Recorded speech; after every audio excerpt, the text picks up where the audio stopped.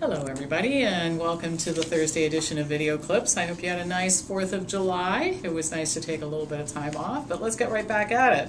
All right, a couple of quick announcements. The first thing is next week, July 14th and 15th, I will be teaching, or I guess it's the week after next, I'll be teaching a class called Forming and Maintaining Optimal Habits. And we're going to start from the premise that a habit that you need to change is anything that you insist on continuing to do that is not in your best interest. So if you have any of those kinds of habits, it doesn't matter what they are, this is a class that you want to take. So I'm going to do it boot camp style. Everybody likes this a lot because it's concentrated. We do Friday night from 7 to 9 and then Saturday from 2 to 5 p.m. And it's interactive, live through teleconference, and I'll send detailed slide sets so you'll get a chance to ask questions and all that sort of thing. So that's coming up, and then I'm giving you an announcement that in October of this year, we're going to begin psychiatric drug withdrawal.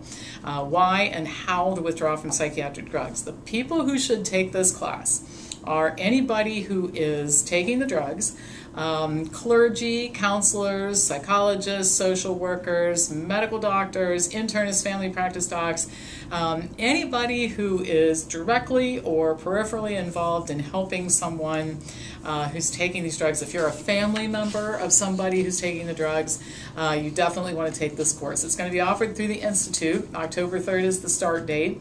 A little bit into the semester, so we have enough time for everybody to take a look at the course catalog and all that sort of thing. So if you're interested in this course, send me an email at panpopper@msn.com, and I will send you a copy of the course catalog, and we can even set up a time to talk if you'd like to. One other thing I need to mention is we have a great affiliate program. If you're one of those people who's in some type of healthcare practice, ranging from you're an athletic trainer up to a medical doctor, and you would like to use some of our fabulous content to help your clients and patients, that's another thing you might want to check into. Again, my email is panpopper@msn.com. I'm available to have conversations with you. All right, let's talk about fast food from a little bit different perspective. It's often assumed that people who are economically disadvantaged eat more fast food than people who are more affluent. There are a couple of assumptions as to why this is. One is that fast food is thought to be cheap, and therefore it fits into the budgets of people who have less money. There's another assumption which I particularly dislike, which is that people who are less affluent are also less educated, which leads them to make worse choices than those who have more money. So it's assumed that more affluent people, because they're so intelligent, would make better choices. Well, a new study refutes this version of why people choose to eat fast food and shows that poor people are actually less likely to eat fast food than middle-class folks, and only a little more fast food than rich people. Apparently everybody likes fast food, and the researchers report that a majority of people in all economic ranges report eating fast food during a 3-week period of time. Middle-income earners were the most enthusiastic about fast food, with 85% of them consuming it, followed by 81% for the poorest and 75% for the highest, the top 10% of income earners. So contrary to what everybody thinks, rich people eat a lot of fast food too.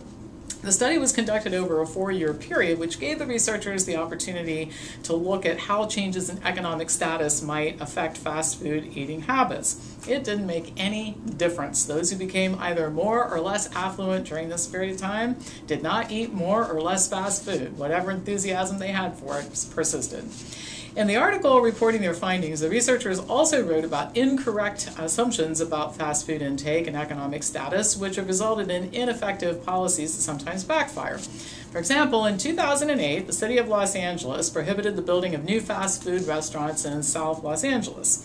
The reason was that fast food businesses in poor communities create serious public health issues, blah, blah, blah. Now, aside from the fact that it is despicable for bureaucrats to take a paternalistic attitude toward others, essentially saying we are so smart, we know what's better for you, so we're not going to let you have fast food restaurants in your community, the effort backfired. Obesity rates actually increased after the ban was instituted when compared to other areas in which there were no restrictions on fast food restaurants. The government is and always has been really unsuccessful in accomplishing much by telling citizens, rich or poor, how to live their lives. Another thing the researchers discussed is the fact that, contrary to popular belief, fast food is really not all that cheap.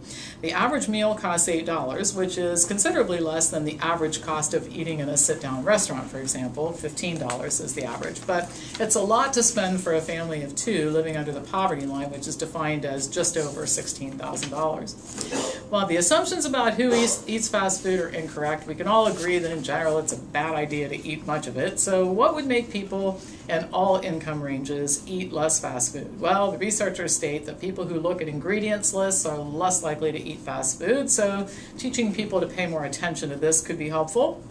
People who work more hours are more likely to eat fast food, which means that making healthier foods more convenient would be helpful. The authors suggest that having food trucks serve more fruit and vegetables and healthier options would also be a helpful strategy. Well, the study confirms what I've been saying for many years, which is that poor diet, poor health care affect both the richest and poorest among us. And I always use the example of former President Bill Clinton, who suffered from coronary artery disease as a result of his terrible diet. I mean, he was known as the fast food president, while under the care of the country's best doctors who never said a word to him about changing his diet. So wealth doesn't mean eating better food. Wealth doesn't mean getting better health advice. It's kind of coincidental that at the time that Bill Clinton was going through his epiphany, laying in the hospital after angioplasty, deciding to take matters into his own hands and change his health status, I was working on the Sacramento Food Bank project, where people at the lowest in the socioeconomic status were in essentially the same shape as Bill Clinton. The richest among us, the poorest among us, all eat bad, not all, but most eat bad food, most get bad advice about what they should be eating. All right, now this I'm going to have particular fun with. According to a presentation made by an archaeologist at a recent conference, our human ancestors consumed significant amounts of prebiotic-containing plants. And the reason I have so much fun with this is that when we have real live anthropologists and archaeologists who do this for a living, and they look at the archaeological evidence, they find out that our paleo ancestors were eating plants, not animal foods. Well, let's talk about prebiotics for a minute. Prebiotics is a term first used by Glenn Gibson at the University of Reading and Marcel Roberfoy at Catholic University of Louvain. It refers to non-digestible constituents in food that promote the growth of beneficial bacteria in the gut microbiome. And these include oligosaccharides in general, and more specifically fructooligosaccharides, which have been shown to increase the growth of beneficial bacteria like bifidobacteria. Jeff Leach, our archaeologist I'm referring to, explained during his presentation that foods such as tubers, rhizomes, which are like ginger and turmeric, corms or starchy roots, and bulbs like onions and agave, all of which have a concentration of the prebiotic inulin, became important foods in the diet of our ancestors in areas like subtropical Africa. Leach is with the Paleobiotics Lab in New Mexico, which conducts research on our ancestral diet and its implications for how humans should be eating today. Leach says that many people think our hunter-gatherer ancestors were eating large amounts of meat, but evidence shows differently. Humans' discovery and mastery of fire and the ability to cook food is the event that led to inclusion of these foods in the diet. A lot of people say, well, that's when we really started eating meat. That's really when we started eating starchy foods, because you have to cook them. He says that archaeologists have found large ovens all over the world that were used to cook these foods, and they date back hundreds of thousands of years. He also says that over time, the ovens became bigger and bigger, eventually able to produce between 2,000 and 4,000 pounds of food per year. According to Leach, 60% of calories were derived from inulin-rich plants, exactly the opposite of what our paleo-modern folks tell us. In addition to locating remains in Africa, exploration of the American Southwest has resulted in the discovery of deep caves, which created the right environment for preserving the ovens, and soil which preserved human feces. In fact, some of the fecal samples are so well preserved as to look like they had recently been dropped. In addition to analyzing remains and fecal samples, Leach says future research will include examining skeletal remains to look for signs of disease. He says that research has shown that prebiotics like inulin and oligofructose increase calcium absorption and lead to higher bone density and lower risk of osteoporosis, for example.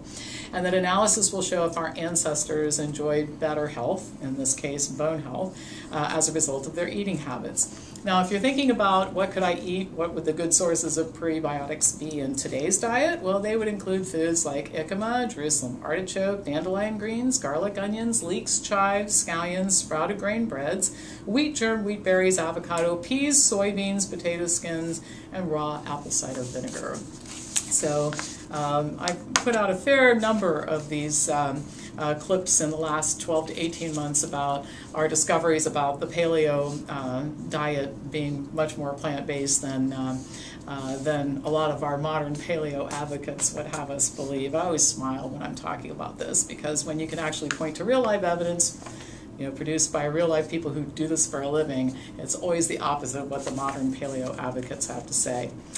All right, that's all for today. As usual, pass this on to anybody who you think might enjoy watching it, and I'll be back to you next week with more news.